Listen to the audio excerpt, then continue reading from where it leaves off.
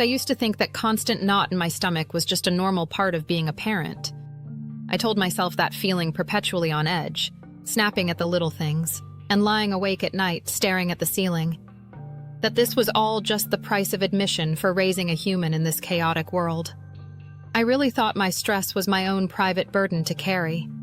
Then, the day came when I saw my own anxiety reflected back at me in my child's eyes. That was the moment I realized my stress wasn't just my problem anymore. It was like a hidden poison, seeping into the foundation of our home, and it was taking a shocking toll on the people I love most. In this video, I'm going to share the full story of that turning point, the staggering, hidden costs of parental stress I uncovered, and most importantly, the 4 evidence-based techniques that helped us get our family's peace and happiness back. It wasn't one big, dramatic blow-up. It was a Tuesday morning. I was juggling getting myself ready for work, my daughter ready for school, and trying to fire off an urgent work email on my phone all at once. My daughter, who was 5 at the time, kept trying to show me a drawing she'd made. I glanced at it, mumbled, "That's nice, honey," and turned right back to my phone. A moment later, I heard a tiny sniffle. I looked down and saw her, shoulders slumped, quietly putting her drawing away. But it was the look on her face that just shattered me. It wasn't just disappointment. It was resignation, like she already expected me to be too busy, too distracted, too stressed. In her face, I saw a miniature version of my own constant tension, and it hit me like a physical blow. My stress wasn't just in my head anymore.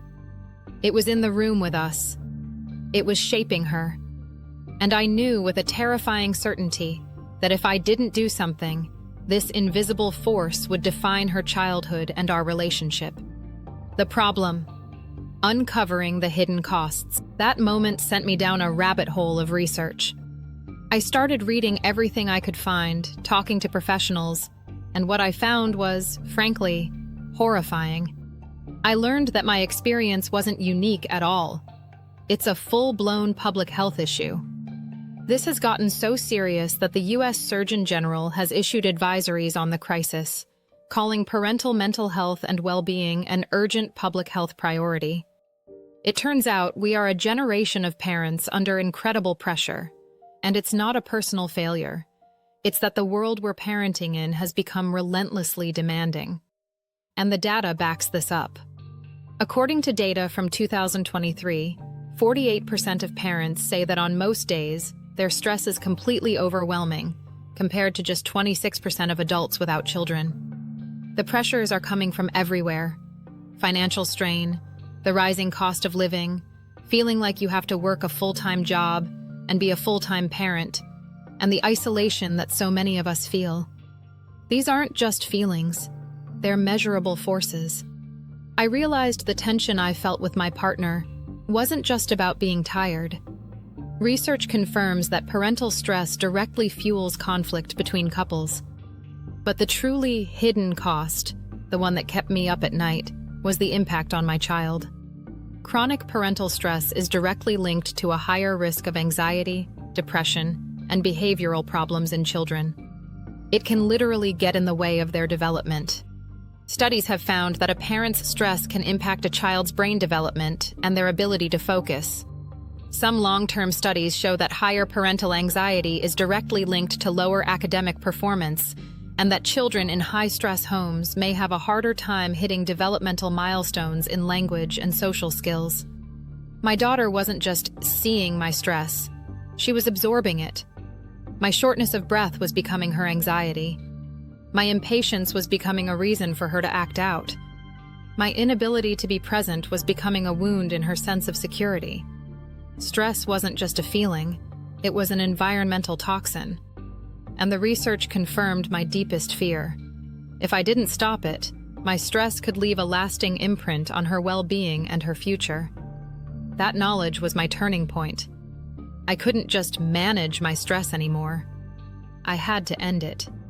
The solution: 4 evidence-based techniques. So, I committed to finding a new way forward. I wasn't looking for a spa day or a vacation. I needed practical, real-world tools that I could actually use in the trenches of daily life. After a lot of trial and error, I landed on 4 specific, evidence-based techniques that truly changed everything for us. Technique number 1, scheduled micro-breaks. First, I had to get over the guilt of taking time for myself. It felt selfish, but the research is clear. Small, regular acts of self-care aren't a luxury. They're a necessity for restoring your ability to parent calmly. The key for me was the micro part. I wasn't booking a weekend away. I was scheduling 5 to 15-minute breaks into my actual calendar. So, here's the practical step. Look at your day and find 3 5-minute slots. That's it. In one, maybe you just go outside and breathe. No phone. In another, you listen to one full song without doing anything else. In the third, you do a few simple stretches. I started with 2 10-minute brisk walks a day. It felt almost laughably small, but it worked. It was like letting a little steam out of the pressure cooker before it could explode. It wasn't about escaping my life. It was about building tiny moments of recovery into my life so I could actually live it better. Technique number 2, cognitive reframing. This one sounds complicated, but it's the most powerful tool I found for stopping the runaway train of anxious thoughts. It's a core idea from cognitive behavioral stress management, or CBSM, which has been proven in studies to reduce parental burnout.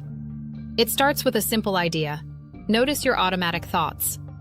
My brain was constantly telling me things like, I should be able to handle all of this, or I should be more patient. These shoulds were crushing me. Cognitive reframing is simply catching that thought and challenging it. I learned to replace it with something more realistic and kinder. Instead of, I should be more patient, I started saying, parenting is hard. It's okay that I feel frustrated. I'm going to take 5 deep breaths and try again. Here's how you can start. For one day, just notice how many times you think the word should. Don't judge it. Just notice. The next day, try to catch just one of those thoughts and reframe it. I also started a 5-minute guided mindfulness practice each morning. It's not about emptying your mind, but about focusing your attention on right now. It helps train your brain to not get swept away by that storm of stress. Technique number 3, predictable routines and special time. A huge source of my stress was the daily chaos. Mornings were a scramble, bedtime was a battle. I learned that predictable routines are a powerful antidote for both parents and kids. They cut down on the number of decisions you have to make, which lowers friction and stress. But the most magical part of this is something called special time. It's incredibly simple. Commit to giving each child 5 to 15 minutes of your undivided, child-led attention every single day. For those few minutes, you put your phone away, get on the floor, and you let them lead. You're a sidekick in their world. You don't direct, you don't teach, you just watch and delight in them. The first time I did this, my daughter was almost suspicious. But after a few days, she started to blossom. It filled her cup, and honestly, it filled mine too. This one practice does double duty. It strengthens your connection, which makes your child feel more secure and less likely to act out, and it lowers both of your stress levels at the same time. It sends the most powerful message possible. You are more important than my phone, my worries. You have all of me right now. Technique number 4, building a support plan. The final piece of the puzzle was realizing I couldn't do this alone. Isolation is a massive driver of parental stress. So, I had to get intentional about building support. Here's the practical step. Sit down and identify 2 or 3 people, your partner, a friend, another parent, who you can be honest with. Schedule a regular check-in, even if it's just a 10-minute call once a week. The goal isn't just to complain, but to ask for specific, small bits of help like, can you watch the kids for 30 minutes on Saturday so I can just take a walk by myself? Part 2 of this is tackling the root causes of your stress head-on with practical problem solving. Instead of letting a huge stressor like, we don't have enough money, just swirl in your head, you break it down. List your top 3 stressors. For each one, brainstorm 3 small concrete actions you could take. For financial stress, Maybe one action is looking into community resources for childcare support. For time stress, maybe it's trying to meal prep for just 2 nights a week. The goal is to shift from feeling overwhelmed and helpless to taking focused action.